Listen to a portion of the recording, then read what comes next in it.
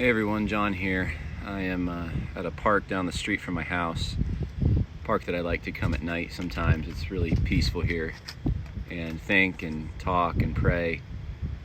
And I wanted to just share an update with those who are interested in kind of what's going on with me personally.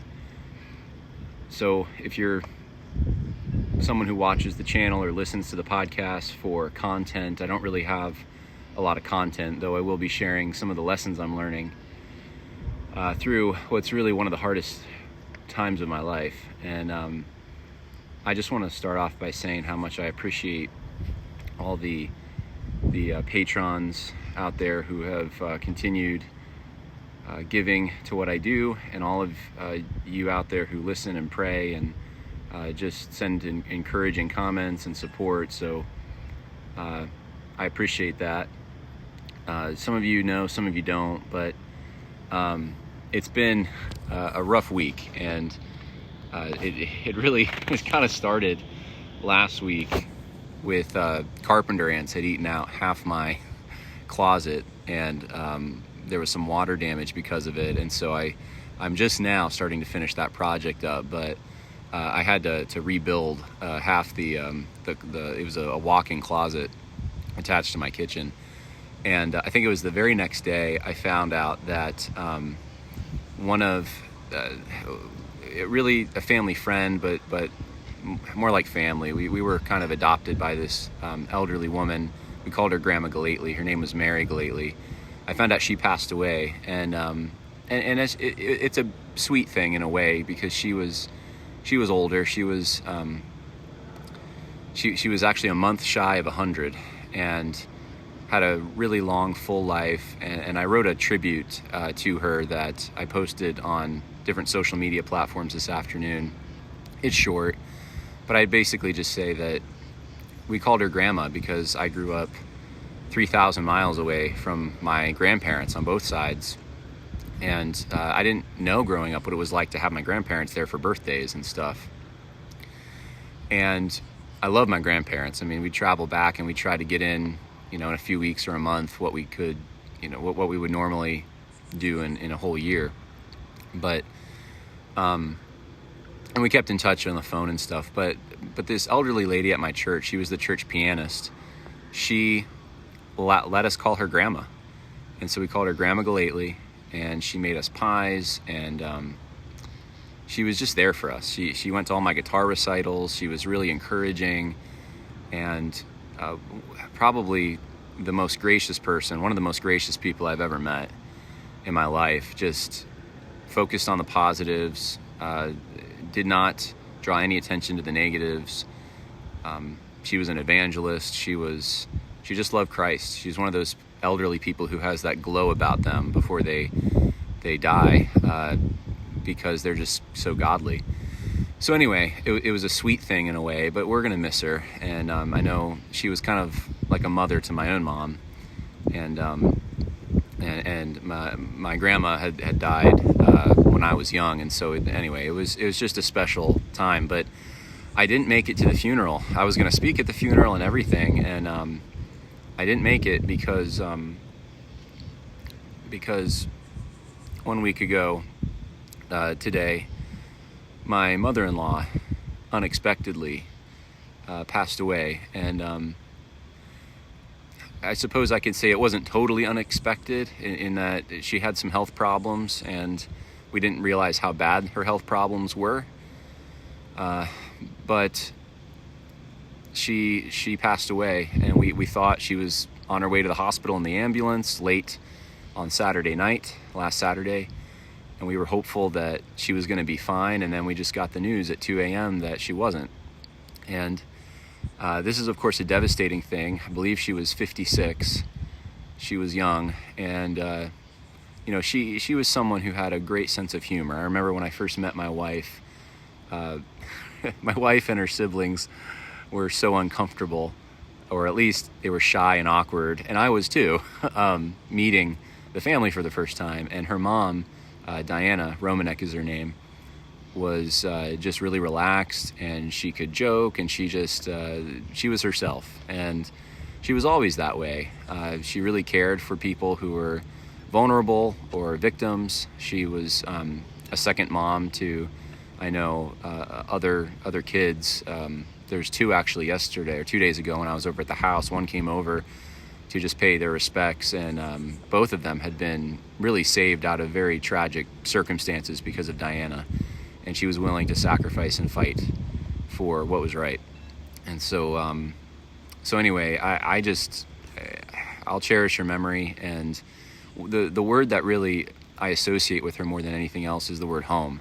She loved being home. She lived really in a small town her whole entire life. She loved that town. She loved her house, and she didn't really see any need to ever move from it. And I knew I could always find her there at all times. And of course now she's in her everlasting home. And so both of these situations are people who knew the Lord, and so of course it's hardest on my wife.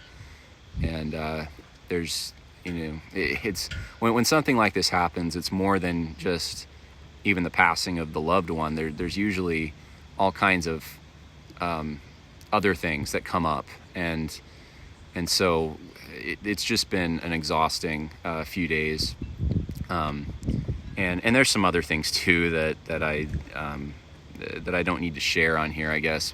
Just personal things with myself and my wife that all good things, but just hard things to walk through. And anyway, I just appreciate prayers for my wife especially. We've drawn very close together through this entire time, and that's one of the blessings that I see in it. But she's just devastated, and so I appreciate everyone out there who's praying, who's just sending encouraging notes and all of that kind of thing. And I did want to say, part of the reason I made this video, I probably wouldn't have, but there is a Give, Send, Go set up for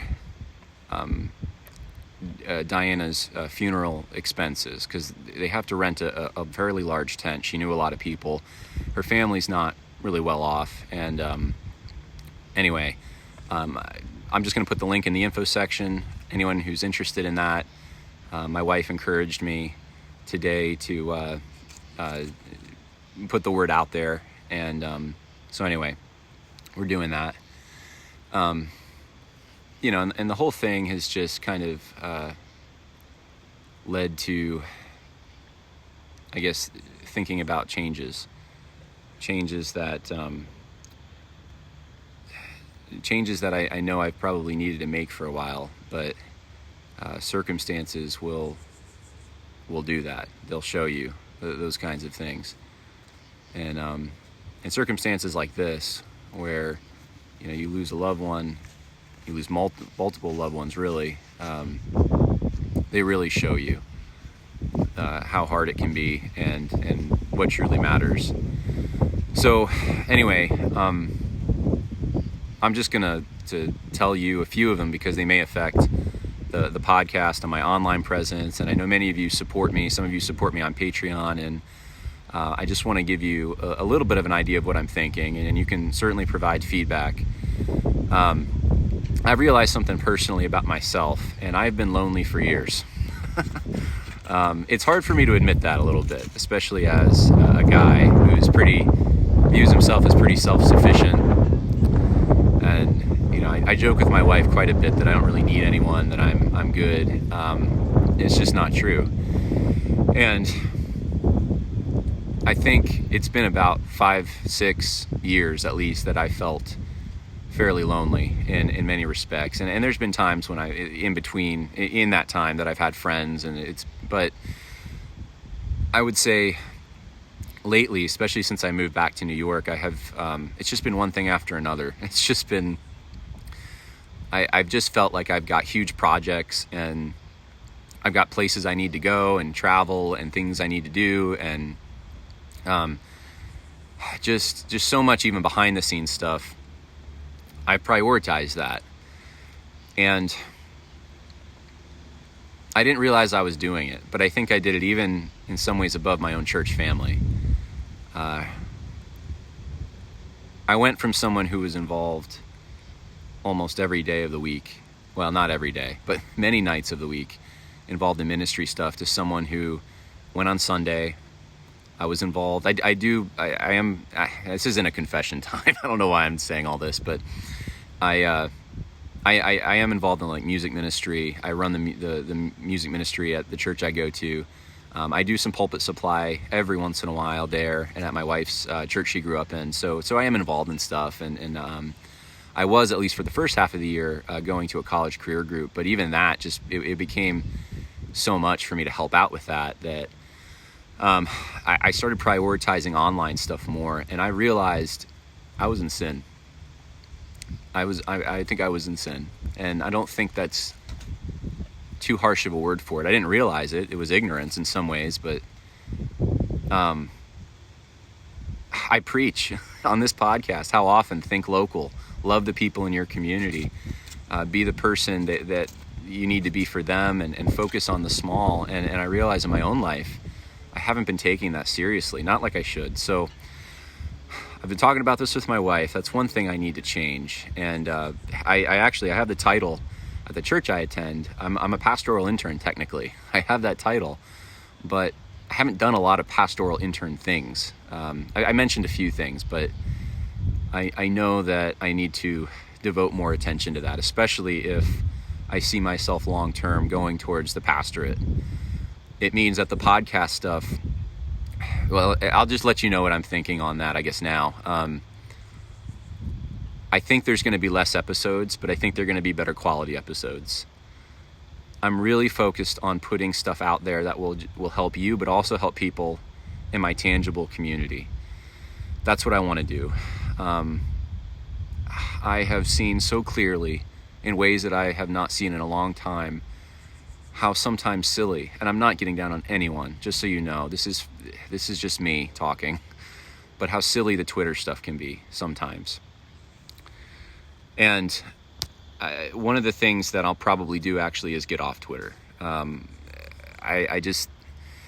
Someone posted, it doesn't matter who or what it was, but someone posted something this morning that someone I respect, and I haven't lost respect for them, but it was the kind of thing that Twitter does to your mind. You wouldn't say this kind of thing in normal conversation, but you'll say it on Twitter. And it's silly. It's just silly.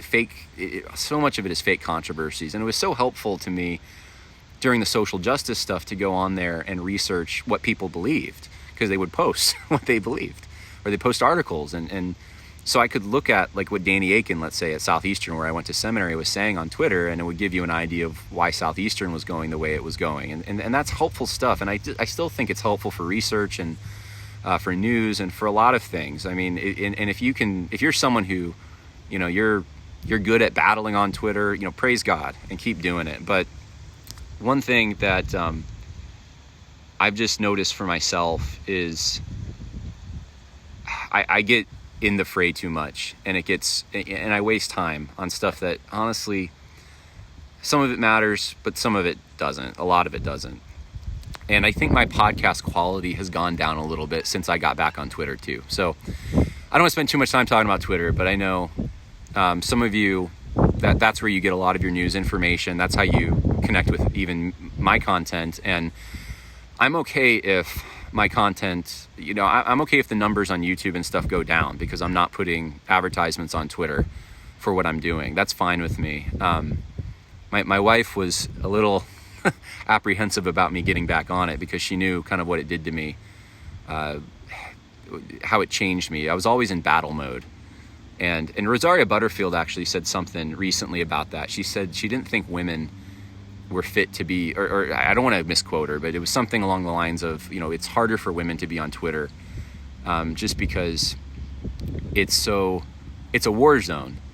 And, you're getting a lot of attacks, and it's emotional. And I don't know if a lot of men, though, can handle it. We all think we can, but does it change us? Does it make us different people? Are we snarky in our normal day-to-day life because we're being trained that way on Twitter? That's the thing that I've been asking myself. And I think if the more time I spend on that, the less time I can spend putting together good quality podcasts too. So, and also, by the way, I should say this too. I'm kind of tired of policing spam and inappropriate accounts on Twitter. So just before I started this, someone had posted in a group chat. I happened to catch it, that they had these likes on a tweet that they put out there, and I guess there were some keywords in it. I think they said homosexual or something, and it was two very inappropriate accounts that liked it immediately. And I wondered, I think they must be attracted to certain keywords, but I don't know if it's because I use those keywords because I'm talking about those issues that they're attracted to my account. I don't seem to see it much on the TruthScript account, but on my personal account, I've just gotten tired of it. It's gotten a little better, but it's still, within the last 2 weeks, I think I've reported 3 different accounts, and I'm someone, I don't see it as, it's hard for me, when I'm on a social media platform, whether it's YouTube, Facebook, anything, I want to go after those accounts aggressively. And I really don't like them on those platforms. And so I will click on the account, and sometimes I'll even report a few posts, but I'll report the account itself. And I want to make sure that the social media account gets rid of it. And I haven't had those problems as much on Facebook. I didn't used to have these problems on Twitter much, but lately I don't know what's going on there. In fact, someone recently asked me if I liked an inappropriate post from an account that I reported. And I did not.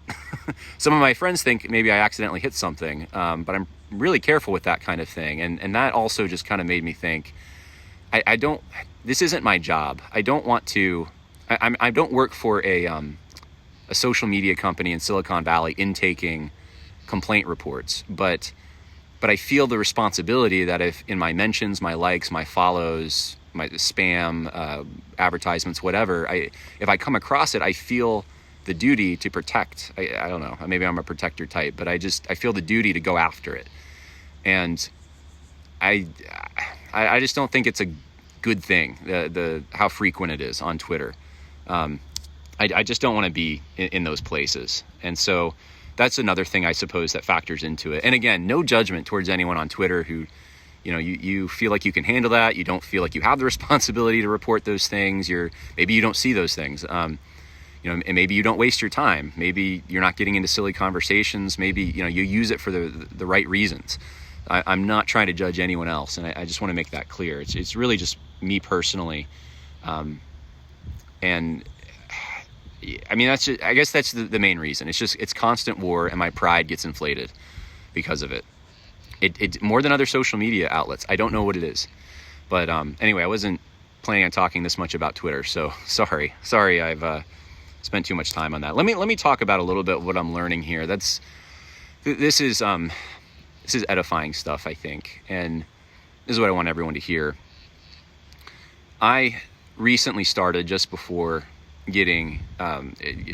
going through these trials, I started reading the Psalms every day with my wife. I started because someone gave me, a pastor in the local area gave me a Book of Common Prayer. And they have daily psalm readings, and I just got into it, and I started doing it for myself. Sometimes I'd listen to the chants online and read, and then my wife. Then I started reading it to my wife, and of course she didn't like the King James as much, so I got NASB and read the same readings in the NASB. But boy, it's just it's grown our relationship, and I would say going through these trials over the last week and a half, some of those Psalms, David, it's like they come to life. They're in color. And God really is good. God really is a refuge. He really does reward the righteous. He really does punish the wicked. His ways are always good. And I'm reminded of these truths every day. And I think I'm going to stay in there for a while, the Psalms. And I'm also reading through Nehemiah in my personal time, but the Psalms, I think, with my wife have just been enriching. And so I recommend maybe getting a 1662 Book of Common Prayer and doing the daily readings. They're really, I mean, it's the Psalms. You don't need a Book of Common Prayer to do it, but there's other prayers in there, though, that are also really good. So I recommend that. I've also learned a bit about growing closer with my own wife through this, and I love her so much. You don't think that you can grow closer necessarily until you do, and just going through hard stuff like this does that, and so that's been a blessing, I suppose. And I realized how much my church family and just friends that I haven't been in contact with for a while, or we just haven't talked a lot, and how much they're there for me, and it means a lot. It really does, and all of you mean a lot too. Everyone out there who comments and prays means a lot too. But yeah, I am learning a greater trust, because every night this week we've gone to bed and we don't get to sleep. We lay there till my wife will lay there till 5 a.m. sometimes, and it's hard for me as a husband. I'm just praying the whole time that she go to sleep, and then she'll go to sleep, and she'll sleep pretty late in the day. It's hard when your mind it's going through grief, right? And I've had grief before. I've lost friends in tragedies. In fact, a good friend of mine in a few days is the anniversary of a car accident, and so but this going through, I don't know what is different about this. It's not that it's worse or better. It's just different. Going through it with my wife. I think seeing my wife suffer so much is the hard part for me. So anyway, I've gotten more personal than I was planning on, and I can't help myself. I guess the whole internet knows everything, but that's okay. I just want to say how much. Again, I've said it like 5 times, but I love you guys, and thank you for the support. And if the Lord leads, no pressure, but if the Lord leads and you want to contribute anything, I'll have the Give, Send, Go link in the info section on this video. God bless.